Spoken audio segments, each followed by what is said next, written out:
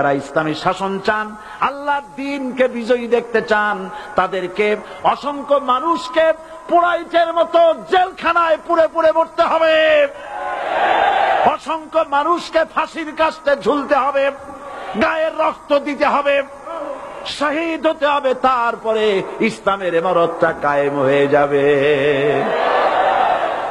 শায়ের কবি কি সুন্দর করে বলছেন, কবি সুন্দর করে বলছেন, ये शहादत गहे उल्फत में कदम रखना, ये शहादत गहे उल्फत में कदम रखना, लोग समझते हैं आसा है मुसलमान होना।